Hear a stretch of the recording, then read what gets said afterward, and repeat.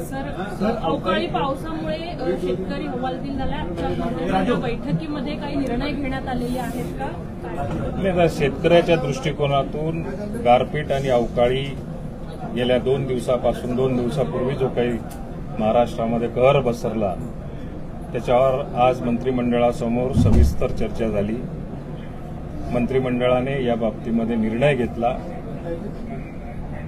आणि 2 हेक्टरच्या ऐवजी 3 हेक्टरपर्यंत मदत शासनाच्या वतीने शेतकऱ्याला प्राप्त होईल. या सगळ्या ज्या काही आता ज्या ठिकाणी अतिवृष्टी झाली असेल किंवा ज्या अवकाळी पाऊस पडला असेल किंवा गारपीट झाली असेल त्याचे पंचनामे पुढच्या 8 ते 10 दिवसामध्ये राज्य शासनाकडे ते सुपूर्त सर्व कलेक्टरांकडून सुपूर्त होतील आणि त्यानंतर शेतकऱ्याला चांगली मदत शासनाकडून दिली जाईल. साधारणतः त्याची अमाऊंट किती होते? किती 3 हेक्टरला? हे अमाऊंटच्या बाबतीमध्ये सगळे पंचनामे आपल्यापर्यंत प्राप्त झाल्यानंतरच त्याच्यावरती निर्णय होईल.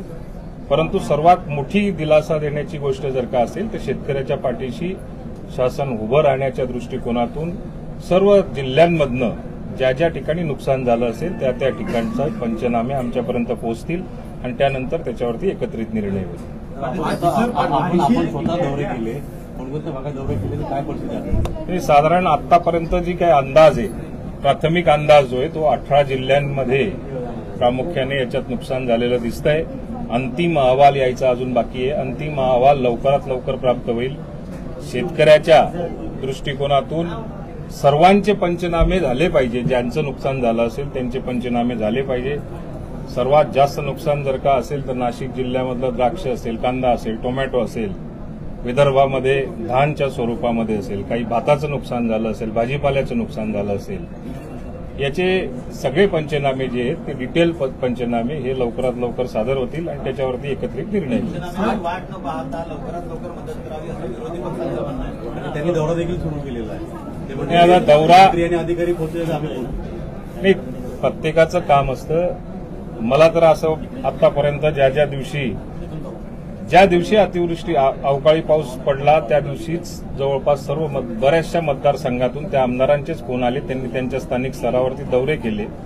सर्वात जास्त काळजी जर का असेल तर त्या स्थानिक आमदाराला काळजी जास्त असते. त्या आमदारांच्या माध्यमातून त्यांच्या मतदारसंघामध्ये जे नुकसान झालेलं असेल त्या नुकसानाची पाहणी त्यांनी केलेली आहे आणि स्थानिक तहसीलदार आणि कृषी विभागाच्या अधिकाऱ्यांना हाताशी धरून सगळ्यांचे पंचनामे आजच्या तारखेला सुरू आहेत आणि पुढच्या 8 दिवसामध्ये हे सगळे पंचनामे शासनापर्यंत आयुक्तांमार्फत ते पोहोचतील आणि त्याच्यावरती एकत्रित निर्णय होईल. अनेक तालुक्यामध्ये दुष्काळाचा प्रश्न आहे. अशा ठिकाणी काही आपण हे करतोय का?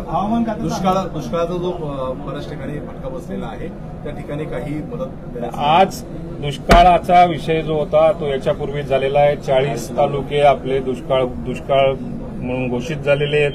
जवळपास 1021 मंडळ जे होते ते मंडळ सदृश्य दुष्काळ परिस्थितीमध्ये त्यांची घोषणा झालेली आहे. अधिवेशनाच्या काळामध्ये ज्या तालुक्यांमधले मंडळ हे राहिले असतील किंवा नवीन मंडळ स्थापन झालेले त्या ठिकाणी पर्जन्यमापक नसल्यामुळे त्या मंडळाचा समावेश जर का झाला नसेल त्या सगळ्या मंडळांचा सुद्धा अहवाल जो असेल, माहिती जी असेल कलेक्टरांकडनं आमच्यापर्यंत पोहोचते आणि पुढच्या मीटिंगमध्ये जी राहिलेली मंडळ असतील, जी सुटलेली मंडळ असतील, निकषाप्रमाणे 75% कमी पाऊस, 750 mm पेक्षा कमी पाऊस ज्या ठिकाणी असेल त्या सगळ्या मंडळांचा सदृश्य दुष्काळ परिस्थितीमध्ये त्याचा समावेश पुढच्या मीटिंगमध्ये तो सुद्धा केला जाईल.